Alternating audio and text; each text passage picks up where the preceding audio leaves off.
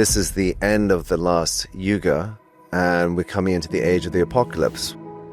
We find ourselves in a period where we are dominated by materialism. We only believe in what's the five senses. We've lost our soul. We have discord and disharmony. We've ravaged the planet. Symptoms of civilization on the tail end of the 12,000-year descent into darkness. You really think, this is your belief, that there is something cataclysmic on the horizon, or is it more of a metaphorical apocalypse? Yeah, I think it's both. Yeah, that's a big topic. It's controversial. Depends who you talk to. The timelines change, but we're talking about a very long celestial time period. We're talking, of course, mythic time, which is important for people to understand. Most of us have been trained scientifically to see the world in terms of linear time. Evolution goes from primitive to more complex, but the ancients knew that time was cyclic. And so if they are good students of the stars, which all ancient cultures were, they discovered a phenomenon called the Precession of the Equinoxes, or they mythologized the Precession of the Equinoxes and basically understood that there is a long cycle happening. And we're talking about a evolution through dark ages into light ages and back.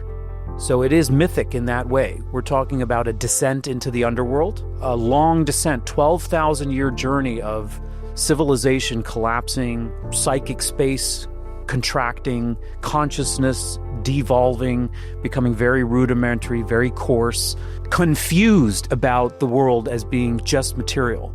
And that's where we find ourselves right now. We only believe in what's the five senses. Science dominates. If I asked a scientist what is consciousness, they'll tell me something like it is an epiphenomenon of the brain. Okay, we've lost our soul. We have discord and disharmony. We've ravaged the planet. What we would consider the polycrisis are symptoms of civilization on the tail end of the 12,000-year descent into darkness. And as we speak, you and I, Sean, right now while we're recording this, according to some calculations, weeks away from the crossing over into the ascent. So it would be like a clock going all the way to 6 o'clock and just turning for its upward ascension.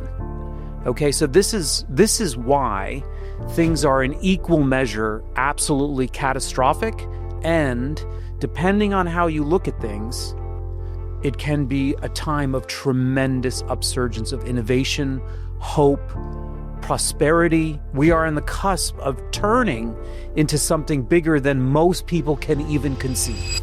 And depending on where we look and how we look and from what part of our being we are aligned, this could engulf us or it could send us on a tremendous catapult forward. But you're saying actually that many civilizations or many ancient wisdoms have predicted this ending, and it's actually based on the cycle of the stars, really. Yeah, that's a great astute observation. I mean, what all these cultures, what we call wisdom traditions, share in common is that they were all sky gazers. So whether you're in Mesoamerica and you're talking about the Mayans, or you're all the way in China, India, Tibet, or you're talking about the Hindu civilization, the Vedic culture, you're talking about Egypt, what they do share is they share a ground sky or sky ground relationship, which is synthesized in an alchemical model called known as above, so below, and as within, so without. So we're talking about sensitivity of interconnection. There's a connection between the stars and us on the planet. And there is a connection fundamentally between our deepest heart aspiration and what happens on the outside of us. You have a meta map that shows us how we're devolving and evolving, how civilizations rise and fall, how consciousness expands and retracts. And you also have a prophecy about this time, cross-cultural.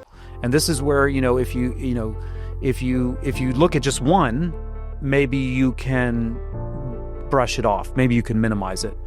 But if you start to collect half a dozen to a dozen of these prophecies and in a way interpret them for their archetypal themes, then you start to see there's great congruence between what all these cultures were saying about the time that we're living in right now. You really think, this is your belief, that there is something cataclysmic on the horizon, or is it more of a metaphorical apocalypse? Because the actual word apocalypse in Latin means revelation. So I think this is also about where language can be misleading. Yeah. Is it an ascension of some sort and in the end of an old age, or is it actually a geographical, physical apocalypse where the Earth, potentially the tectonic shifts of the plates, volcano, talk about the meteors or the comets coming from the sky? Like, what kind of cataclysm are we talking about? Yeah, I think it's both. What I can take off the table is that it's the end of the world. The kind of hysteria that built up to 2012 around the Mayan was in part a misunderstanding, and also our Western culture, at least our media consuming culture, fancies a bit of spectacular, okay? And so there's an interdependence between a misinterpretive lens of philosophy or myth or prophecy, and then the appetites, the unconscious appetites of consuming culture. And so there was a bit of hysteria, unnecessary hysteria. But to be frank, yes, apocalypse means revelation. It actually has to do with the dark underbelly.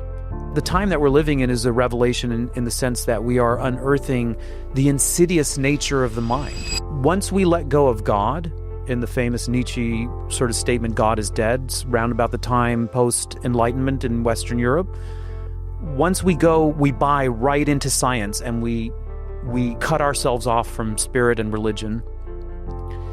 We live about 400 or 500 years absolutely consumed with material matter. We have huge breakthroughs, monumental discoveries, but we also have an erosion in our sensibility of interconnection, harmony, equity. We have a deterioration in our relationships. Our relationship with the earth deteriorates, and this is why we find ourselves on a precipice. You know better than anyone, having been on the frontiers there studying ecological devastation. I see this as the tail end of our dismantling our sensitivity towards being in relationship with nature.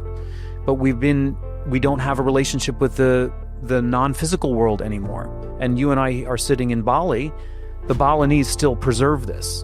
Every morning they make offerings, and if you're an onlooker, you ask yourself, what are they making offerings to? Trihita Karana is a beautiful philosophy. They're making offerings to the land, they're making offering to the unseen world of spirits, and they're making offerings to harmonize their relationships with others. We have lost that in post-industrial society, and we're kind of sick. We're kind of neurotic. We're definitely not nihilistic. We don't believe in a future and past lives. We don't believe therefore that there's any ethical foundation to what we do. It's eat, drink, and be merry and live it up. We will begin to see that we don't feed our body well. We're undernourished. We're sick. We're symptomatic. But we're also going to begin to see how symptomatic we are because we've forgotten the soul. So the great apocalypse is a revelation. It's a revelation about how the world is not working and how we've been driving it off a cliff. But the apocalypse is also a turning point. If you see that, then maybe you can make a change. And that's why these two things, trial and treasure, crisis and opportunity, death and rebirth, they're right there. They're so poignantly two sides of the same coin. And so depending on which way you look at it, yes, are we going to reap what we sow? Are we going to have tremendous problems, crises, and challenges? Are there going to be earthquakes? Are there going to be global warming? Are we going to have tsunamis? Yes, we are.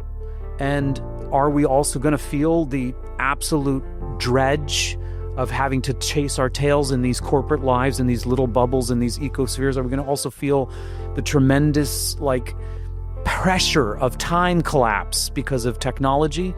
Yes, all of these are going to be the inputs that are going to make it feel like a squeeze, a real squeeze. On the other side of it, though, is that we will awaken. We'll figure something out. Because pain is a great motivator. Death is a great motivator. That's why all great esoteric traditions have death meditation. They're not trying to get you down. They're trying to wake you up. And that's what this moment is really calling for.